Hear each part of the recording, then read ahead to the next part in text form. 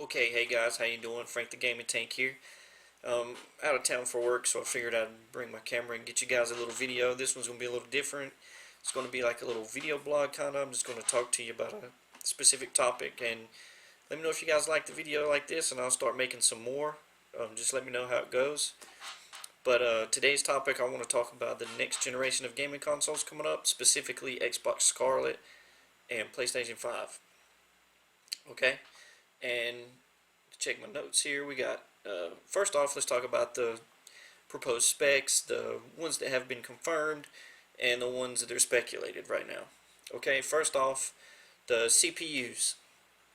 Okay, we already know that both consoles are using AMD Ryzen technology, Ryzen 2 specifically. We don't know exactly what CPU, the clock speeds, or the cache, or anything like that yet, but we do know that it's Ryzen based, and Sony has confirmed that theirs is 8 core 16 threads.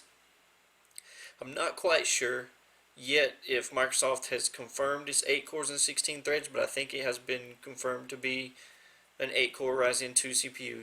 I would assume they're both probably going to be very similar, just like this generation. They were more or less the same CPU this generation with Xbox One and PS4. As far as the GPUs go, we know very little, except that it's based on Navi architecture. We don't know if it's first generation Navi, second generation Navi. We don't know the clock speeds, core counts. We don't know much at all about the GPUs, but we do know they're using hardware accelerated ray tracing, and we actually don't know yet if that's actually built into the GPUs or what yet. But it's they are going to have it, and we'll just have to wait and see what form they're going to do it, which one does it better, like if one has more cores for ray tracing than the other one, just or different software implementation to help it out. So that's pretty much all we know about the GPU so far. Personally, I'm not 100% sure, but I feel like Microsoft will probably have the slightly more powerful GPU simply because of the way this generation went. They need to be the more powerful console more than Sony does. They need that name brand and recognition for their brand name of Xbox more than Sony needs to be the most powerful to sell the PlayStation. And so I think they're going to spend more money and go all out a little bit more than Sony does this generation. I don't think it's going to be a huge difference, but that's my personal feeling. I don't know. I don't have any insider information or anything like that. It's just me speculating on that.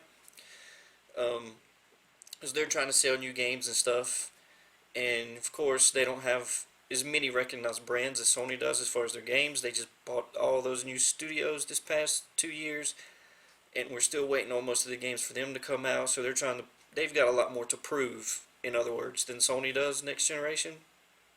So, and as far as RAM goes, we don't know anything about the RAM yet. It's speculated to be GDDR6 RAM, and we don't know how much. With the Xbox One X having 12 gigabytes, I would assume these consoles will have either 16, somewhere between 16 and 32 gigabytes of unified RAM, and it'll probably be GDDR6 or something equivalent to that, most likely GDDR6. I saw a rumor of HBM2 potentially, but I highly doubt that because it's so expensive and the yields are so low on HBM2 that there's no way, I feel personally, that they could produce millions of consoles with HBM2 memory. So I'm leaning more towards GDDR6 on that situation. And the SSDs, I think it's just going to be hardwired SSDs into the motherboard for extremely low level access, so they're going to be extremely fast. And I'm not sure about external storage, how they're going to work that out. But I think the majority of the game content is going to run directly from the SSD. So we're going to see extremely fast load times. Sony's already shown off some load times going from, I can't remember exactly how long, but it's quite a few seconds down to under 1 second, I believe it was, on Spider-Man loading in. So, I mean, we're looking at extreme speeds, faster than your standard NVMe SSD drive, and they might not be faster than the fastest NVMe drives, and they may be comparable. I'm not sure. But we do know both consoles are using SSD technology because they've come out and said it, and Microsoft's shown off a little bit of the board and stuff. So we know that they're doing that. We don't know how fast exactly it is or anything like that, or how it's going to be utilized with external storage in mind as well. And talked a little bit more about the ray tracing here. I'm not so sure about Sony's. I don't know if at first they were going to have hardware accelerated ray tracing, because Microsoft came out and said we got ray tracing and it is hardware accelerated, and Sony never said anything until recently. Probably, I think this past week they came out in an article and said that it is hardware accelerated ray tracing. They know people have been questioning it, and it is. And it could be that it's been that way the whole time. We don't know, but I think it's potential. It is potential that they had software accelerated only, and once they found out Microsoft had hardware accelerated, they had to work it into their dev kits and get it in there. They added it in later,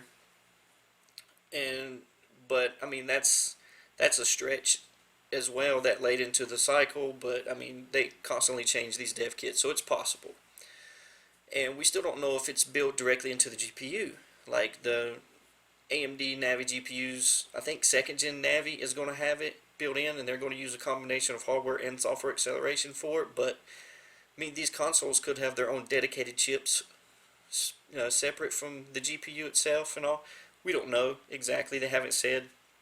We just know that both of them said that they are hardware accelerated ray tracing. Okay, and now let's talk a little bit about the performance here. We have both companies saying that they're going to support 8K resolution and also 120 frames per second. Now that's not at the same time, of course. They're not going to have 8K games that are running at 120 frames per second. I mean, I highly doubt they're going to be any 8K games, and if they are, they're going to be very low budget indie titles and stuff like that. That's very simple to run. Those might support 8K resolution, but even then it's a stretch. They're going to support it for movies probably and streaming and stuff like that. So now the frame rate, I'm sure most games are going to target 60 frames per second, at least for these consoles.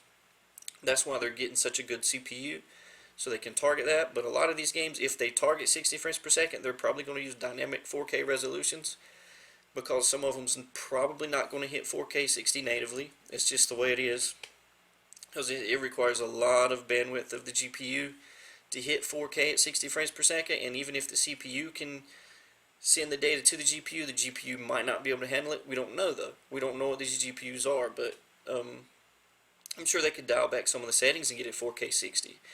But it's just according to what they want to do. I'd say the majority of games will probably be dynamic 4K 60 frames per second, with them sitting pretty close to 4K. I'd say between 16 or 1800p and 4K at all times. So it's going to be pretty high resolution still. They're not going to drop back to 1080p, or I don't even think 1440p, which they might. They might run 1440p anywhere between there and 4K. I don't know. So with all the hardware there we talked about, let's talk about the price for these consoles. I completely expect Microsoft to come out with a $499 console.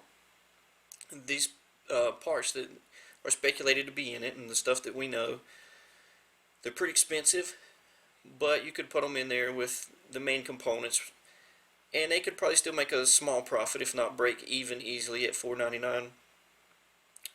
And they may just decide to put even beefier than we're expecting in there and take a slight loss. We don't know yet. And Sony may be more willing to do that because they sold 100 million consoles this generation, so they're like, well, if we sell 100 million of them, then we'll make all our money back in software. So we don't know for sure if either company is going to take a loss, or if one is and one's not, or they're both going to take a loss on the console. But I expect both of them to be $499, honestly, but if one of them is going to be cheaper, I expect it to be the PlayStation, because they don't have to go all out on the hardware. Like I mentioned earlier in the video, because their name is already out there and everybody knows them for the PS4, well, just all the PlayStation consoles that have come out. Sony's a huge name brand in the video game business, but specifically this past generation for newer gamers and stuff. Everybody's just PlayStation 4, PlayStation 4. Everybody knows all their games, and they just associate gaming with PS4 more than they do Xbox right now. And a lot of that's Microsoft's own fault for the way they announced and handled the launch of the Xbox One and the game development throughout the console's lifespan. So I blame a lot of that on them themselves for that. So yeah, I expect both consoles to be either $399 or $499. I mean, we might be surprised and want them to be $549 or $599, but I doubt it. I highly doubt it. But we'll see. You know, they both are supposed to come out holiday 2020, probably in the same month, probably both of them in November, but still not 100% sure on that, so we'll see on that as well. Alright, and let's talk about games for these two consoles. Specifically games on launch or near launch. We already know that Microsoft has said Halo Infinite will be a launch title. They showed off a brief snippet of it this past E3, and the game looked really, really good. I mean, there was no sign of aliasing or like blocky objects in the scene at all or anything. It's geometry, round geometry everywhere. But that could have been rendered on a high-end PC, which it most likely was, because the hardware is not even close to being finalized at that time. It was still a year and a half off. So we don't know exactly what that was running on. It could have been a pre-rendered cutscene. It's not even in engine. We don't know. They said it was, but you know, these companies don't always tell the truth about stuff like that, so we don't know. So we know they've got Halo, and I'm speculating that some of their new studios will have some games. I think Ninja Theory will probably have a new game to show off. I don't know if it'll come out at launch or not, but if it doesn't, I expect it within the first year. I expect Playground Games' RPG to be shown off, potentially at this coming up E3, and I think it might be a launch title or again within the first year. And I think the new Forza is probably going to be ready from Turn 10 Studios for the launch of the system.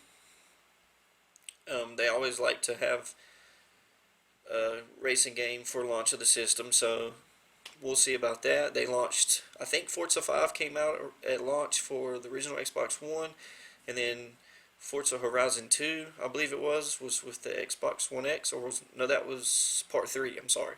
Forza Horizon 3 was with the launch of the Xbox One X. So there's that. I'm not sure what else they might have. Maybe the Initiative, their new studio, they might have their game ready to be shown off. And if it's not out in the first year, I expect it to be the first 2 to 3 years of the console's life that game will be out. Okay, that's all I know really from Xbox about their launch games, so let's talk about Sony's games. Alright, we don't know anything about what Sony's planning for the system, but they have shown Spider-Man running on the system, and they have shown Gran Turismo running on the system. And when Gran Turismo was made, they said they built the engine to scale to new hardware up to 8K resolution. So if that's the case, then I expect Gran Turismo Sport to get re-released for the PlayStation 5, or to get a patch, for the PlayStation 4 version to run with higher assets and things on the PS5. So there's that one. And I expect Spider-Man 2 to be ready within the first year, because they keep showing Spider-Man running on PS5. There's got to be a reason for that. You know, I know it's pretty much their best-selling game, first-party studio right now. It's a great game, by the way. It's my favorite PS4 game. I expect Guerrilla Games to have something to show off for the launch event, but I'm not sure if it'll be ready for launch or not. Maybe Naughty Dog's second team will have something Uncharted related to show. We don't know, because Last of Us is coming out. I wholly expect Last of Us to have a PS5 patch. And then there's Ghost of Tsushima, supposedly still coming out on PS4, but I wouldn't release it, to be honest, on PS4, or, well, I'll take that back. They can release it on PS4 and just add PS5 visual assets to it. Higher res textures, higher resolution, things like that, better frame rate on the PS5. Because it's looking like it's going to come out around the launch period for the PS5 right now. So there's that. And there's really no telling outside of those games what Sony will have, really. They haven't said anything, they haven't really shown anything, except the only things they've shown are Gran Turismo and Spider-Man running on presumably PS5 hardware. So we don't know about anything else. And the Gran Turismo 5 was just a leaked event somebody took a short video of that was running to the press, just showing, I think it was on their 8K TV or projector one, they were just showing off Gran Turismo running on it. But they showed it with ray tracing, so it's presumed that that was running on PS5 prototype hardware. So that's about the games. I don't know specifically what's coming out. All we know is Halo right now, but that's my speculation and about what games are coming and what games might get patches for the PlayStation 5. So we have had some leaks as well. Not much leaked for the Xbox, actually. They haven't been sharing a lot of information except for what they've had at E3. There's been a lot of speculation but no real leaks. And the only real leaks necessarily that we've had are the dev kits for PS5, and there's one huge thing with a bunch of events. I'm sure you've seen it online. It looks like like an old PC out of like the 90s or something, but it's V-shaped in the middle with vents everywhere. And it has been confirmed that that is an actual legitimate dev kit for PlayStation 5. So we haven't seen any dev kits for the Xbox, but I know that they're out there because the system's launching in a year. So, but I'm not sure which one's further along, to be honest, because PS5's got dev kits leaked out, everything. We know more about it technically right now, so it may be further along. But they're both using similar hardware, so they're probably going to be ready at the same time. Microsoft's just being a little more quiet in a way about their hardware right now, but we'll see what happens. They got an event coming up in November, XO19, so maybe they'll have a little something extra for us there to talk about. And one more thing here, this isn't about Sony Microsoft here. Let's talk about Nintendo for a minute, because they will most likely be releasing something within the next, I'd say, 2 to 3 years. I don't know if they'll release anything next year, because these systems are coming out probably 1 or 2 months before the end of the year. It's not really going to hurt Nintendo that bad. Well, let me take that back. They may take some sales from Nintendo in the holiday season, because the Switch will be out 3.5 years by then, and these consoles are fresh, so people might go for them instead of getting a Switch. But at the same time, they're going to be expensive, so these families may get Switches for their children and stuff, or people who are on a tighter budget might still get a Switch because it's so much cheaper. They can get a Switch Lite for $199. So I do think they're going to have a new Switch within the next 2 to 3 years, though. I don't think it's going to be a Pro like everybody's speculating it is going to be. I think it's just going to be a whole next-gen Switch. And if they wait 2 to 3 years to bring it out, there's already mobile hardware, which has been all over the internet now, and Microsoft Surface tablets and some other hardware that can run over 2 teraflops with just 7 watts of power. So if you wait another 2 to 3 years, you think, well, they've already got 2 teraflops running on it. What if in 2 to 3 more years they get these processes refined and stuff, they can get 3 to 5 teraflops out of it? I mean, that'd be amazing. And if they could somehow do that, then the Switch wouldn't be that far behind. I mean, it's still going to be fairly well behind, but if they could get between 3 and 5 teraflops, say 3 to 4.5, something like that, I mean, you're talking PS4 Pro or above in a handheld. That would be pretty amazing, and I think it's possible, but that'll probably be when it's docked. I'm not sure what it would be in handheld mode. It'd probably be between 2 and 3, somewhere around there, teraflops. So still powerful enough to get ports from these other consoles, but not quite as good looking. I mean, you just think like slightly above PS4 level graphics, so not quite close to what they're going to be next gen, but it'll be powerful enough for them to downport those games, take the ray tracing out, stuff like that. So that's another player in the game next gen. We'll see how that goes. Nintendo's not going to sit idly by and let these other two companies outdo them. They're going to release something. We all know this.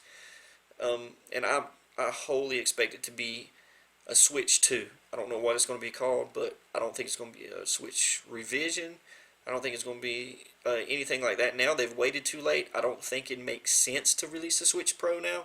I think it makes more sense to release a Switch 2 and get that out the door to compete with these other consoles. Because if they just keep their Switch that they have now, it's not going to be able to get ports. Some studios are struggling with ports on it from PS4, so I know it won't be getting ports from these other consoles. And so my final thoughts on this whole situation is I'm extremely excited for next generation. Not just Sony and Microsoft, but also Nintendo. Nintendo's my favorite of the three companies, and I'm just back and forth with the other two. I like Microsoft and Sony about the same, but I'm always excited for new gaming hardware. I love hardware launches. I'll probably be there day one for both if I can. Um, I'm a huge tech junkie when it comes to stuff like that. I love getting new tech. I love especially gaming hardware, so I'm always excited to get a game or two when they first launch, see what the systems are capable of. Like, I want to check out the ray tracing, what it's like on there, how the performance is, all that stuff. I'm more excited usually about it first, the hardware, to just see what it can do, than I am the games themselves. And then slowly after the fun of the new hardware wears off, I start enjoying the games more. But I'm extremely excited for that. Can't wait to see what they can do. I'm excited for next year, early next year, because I know or have a feeling, at least by E3, that they're going to announce the consoles, all the specs, show off some games and stuff. So I'm super excited for that, just to see what they're going to be. I don't think Nintendo's going to have anything next year. I could be wrong, 100% wrong. So I'm not getting my hopes up for that. I thought if they're going to have a Switch Pro, it'd be announced by now and be coming out early next year, but I just don't think it's feasible right now. I think they should just wait, have a whole new Switch that's backwards compatible with the old one. And that's it for my thoughts on this situation. Let me know what you guys think. How do you feel about the next generation? Which console are you looking most forward to? What games? Are you looking forward to the Xbox, PlayStation, or Switch, or all of the above? Me personally, I'm looking forward to all of them, and maybe I'll get them and play some on the channel for you when they come out. I'm extremely excited again for these, so let me know once again how you like the video. Do you like this format? Do you want me to keep doing this maybe once or twice a week, talk about different gaming topics while I'm out on the road? So if you do, just comment down below, like the video, subscribe, share it, and I'll see you next time. Frank the Gamer Tank out.